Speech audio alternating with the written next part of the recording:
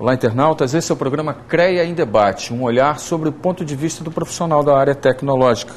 Nesse programa eu vou conversar com o professor geógrafo Luiz Henrique Ramos de Camargo, que é professor da UERJ e também da Faculdade de Campo Grande. Já publicou o livro A Ruptura do Meio Ambiente, em 2005, um trabalho bastante conhecido, né, professor? E está para sair agora, já está no prelo pela Bertrand, a estratégia da natureza no combate às possíveis mudanças do padrão geológico e ecológico. Professor, o senhor tem uma tese com relação à questão da física quântica, que é a sua especialidade. Mas antes da gente entrar exatamente nesse ponto, eu queria falar um pouquinho sobre o que está acontecendo, porque ano passado Angra dos Reis sofreu, né, aqueles deslizamentos, né? A Ilha Grande soterrou uma pousada quase completamente, o Morro da Carioca, na própria cidade de Angra dos Reis também, mais de 60 mortos. Enfim, Rio de Janeiro, região metropolitana, completamente arrasada com as chuvas de abril, e aí Santa Teresa com deslizamentos, com mortes, São Gonçalo arrasado. Principalmente em Niterói e Morro do Bumba, mais de 200 pessoas, 250, passaram de 250 mortes. E agora a região serrana completamente arrasada. Nunca se viu tanta morte, mais de 650. E ainda se tem previsão aí, por baixo, aí, que isso chegue a 800, 900 corpos. Quem sabe chegando até 1.000 mortes. Uma coisa inusitada, nunca aconteceu isso antes. E aí a gente pergunta, a Terra está mudando, o clima da Terra está mudando, isso é normal? Enfim. Quer dizer, bem, em primeiro lugar, a questão dos deslizamentos é uma coisa comum, natural em clima tropical, que nós temos as chuvas de relevo, né, essas chuvas topográficas. Assim, em clima tropical, construir encosta é uma coisa muito problemática. Sempre foi. Porém, o fenômeno que está acontecendo agora, a mudança desse padrão que nós estamos acostumados a perceber, ela que é a questão gritante que eu gostaria de discutir com vocês. E por que você fala de física quântica? Não é que eu trabalho com a física quântica em si, eu trabalho com a filosofia advinda da física quântica. Por quê? Porque nós temos um imaginário da realidade que advém da física natural que nós conhecemos, que é a física que vem de base newtoniana, né? Nós chamamos isso de paradigma clássico ou cartesiano, por causa de René Descartes, newtoniano e baconiano, por causa de Bacon. Não sei se eu fui bem explícito na questão. Essa composição desse pensamento, que vem desde o século XVI e XVII, compõe a nossa forma de perceber a realidade. Por exemplo, imagina-se que o planeta atravessa uma mudança climática. Por que uma mudança climática? Porque imagina-se que o planeta é um planeta mais estável, né? Como Newton ensinou, que Newton ensinou no seu livro lá de 1687, Elementos Filosofia Natural, a princípio, né? Princípios da Matemática da Filosofia Natural, desculpa. Ele ensina que todo o espaço é absoluto, ele é fixo e imutável. Essa ideia no imaginário popular remete à ideia de um planeta estável, estabilizado. Só que essa ideia que está vindo por água abaixo agora, com a comprovação de que os antigos padrões são dados de 10 em 10 anos, né? Os antigos padrões estão se rompendo radicalmente. E a grande questão é, estão se rompendo provavelmente na busca de um novo padrão geológico ecológico. Por quê? Porque ao longo de toda a história ambiental do planeta, de 4,5 bilhões de anos para cá, vários padrões já se sucederam. Eu acredito, a partir dessas comprovações empíricas, eu acredito piamente que nós estamos passando por uma possível ruptura do meio ambiente, que está se aproximando cada vez mais, que os padrões vêm se rompendo, já que esse fenômeno ele se destaca completamente do padrão que nós conhecíamos. Perfeito. Uma outra corrente que a gente estudou recentemente, tivemos até aqui uma palestra sobre essa vertente aqui no CREA-RJ, um professor extremamente renomado,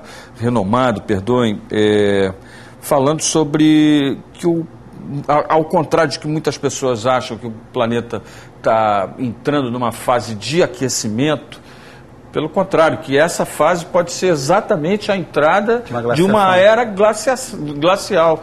O senhor concorda com esse pensamento? Nós estamos na era geológica conhecida como Cenozoico. O Cenozoico, a característica dele são as grandes glaciais, né? Ou seja, já se sabe, a partir da paleoestratigrafia, né? Dos estratos do passado geológico, que nós estamos provavelmente na quarta glaciação, no mínimo a quarta glaciação. E toda vez que você tem uma glaciação, você tem antes dela um superaquecimento, para ver o contraste mesmo, dá o superaquecimento e a glaciação. A questão é, Se eu estiver afirmando isso, eu estou acreditando piamente na previsibilidade linear, que é uma previsibilidade que é colocada quando a gente tem a certeza do amanhã. Na verdade, quando você trabalha com a teoria da complexidade, com as teorias pós-mecânica quântica, né? Teoria da auto-organização, teoria do caos, teoria da complexidade, teoria geral dos sistemas, você percebe que o futuro é incerto, que o futuro é construído agora, espaço-temporalmente. O meu trabalho, ele basicamente vai discutir os lugares e como cada ambiente, cada lugar, seja uma estrada, seja uma vila, seja uma cidade como Xangai, Nova York, né? Como cada uma delas possui um espaço-tempo próprio, relativo, e não absoluto, como Newton imaginava. E esse espaço-tempo próprio cede ao planeta, troca com o planeta, informações que mantêm ou distorcem o padrão atual. Né? A teoria antiga de Einstein do espaço-tempo, que mostrava como se fosse um pano móvel, né? Um pano de borracha móvel a partir dos objetos que circundam no espaço, alterando a dinâmica do tempo, eu trouxe isso para o espaço, para a espacialidade, observando que cada lugar, as relações de troca geram as mudanças. Vou te dar um exemplo clássico aqui. Eu vou pegar aqui, qualquer lugar, eu vou pegar aqui uma área agrícola, onde eu tenho a vegetação, onde eu tenho o solo e eu tenho o clima. Qualquer alteração na dinâmica de um desses três sistemas vai alterar os outros três. Então, você imagine só essa dinâmica ao longo do Neolítico até os dias atuais. Né? No Neolítico, porque no Neolítico, quando você teve a primeira área agrícola, né? que foi desmatada para isso. Então, você imagine, ao longo da evolução da agricultura, por exemplo, então a gente hoje tem agrobusiness, a gente tem altos investimentos, a gente tem uma agricultura tecnificada. Imagina a dinâmica desses solos na sua alteração. E essa alteração fluindo para o planeta em informações novas e descontínuas. Né? A gente tem que lembrar que no século XXI a gente não pode mais estar preso na fragmentação cartesiana clássica, de achar que as áreas estão separadas. A gente tem que perceber que todo o planeta é interconectado numa grande rede e que qualquer subsistema geográfico, seja um lugar de menor porte, onde a agricultura se mantém tradicional, ou seja um lugar de uma agricultura mais poderosa, ou mesmo uma área urbana gritantemente, com várias informações como asfalto e calor mudando, todas essas áreas cedem essa informação para o padrão.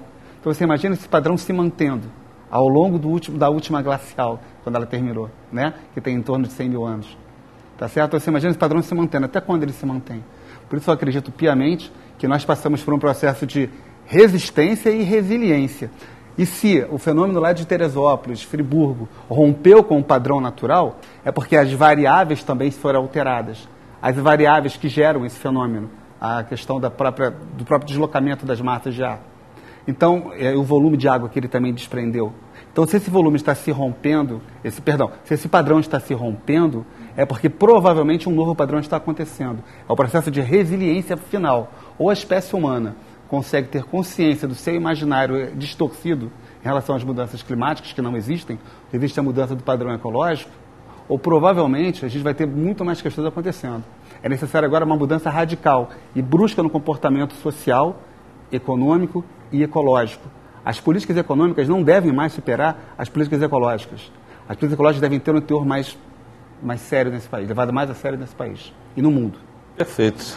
Esse é o programa CREA em Debate. Eu estou conversando com o professor geógrafo Luiz Henrique Ramos de Camargo. Estamos falando do meio ambiente, estamos falando das tragédias que aconteceram na região serrana. Nós vamos fazer um pequeno intervalo e já voltamos para saber se o homem tem a ver com essa história toda.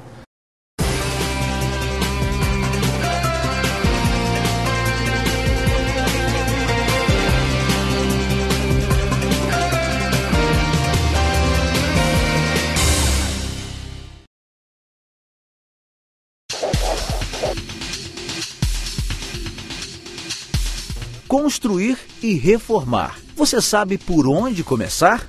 Contrate um engenheiro civil ou arquiteto para fazer o projeto da sua casa. É ele quem faz o cálculo de todas as instalações que uma edificação precisa para ter conforto e segurança.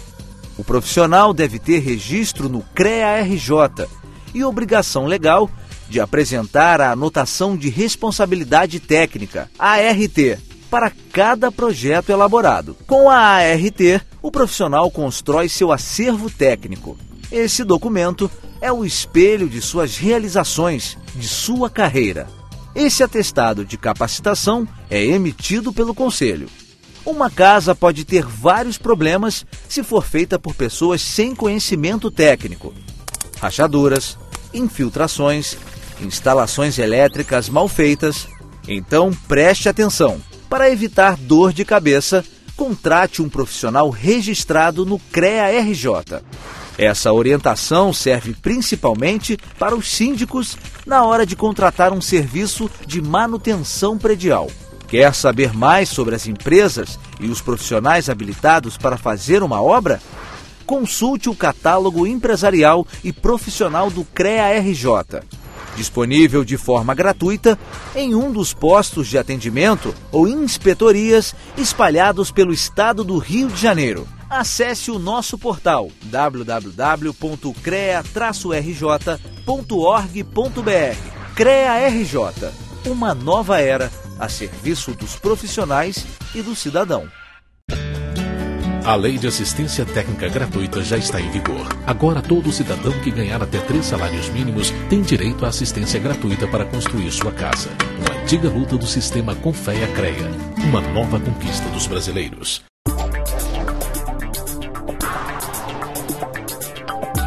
Orientar em vez de punir. O CREA-RJ agora trabalha assim. A fiscalização do exercício ético profissional ficou mais eficiente, inteligente, e os profissionais ficaram mais atentos às suas obrigações. O Conselho se tornou um parceiro na valorização das profissões da área tecnológica. Nosso trabalho começa na hora de planejar a fiscalização. Foram criados manuais específicos para cada modalidade, como a engenharia, arquitetura, agronomia, meteorologia, geologia e geografia, que ajudam os agentes fiscais durante sua atuação. Um trabalho cuidadoso para preservar a nossa maior riqueza, a vida.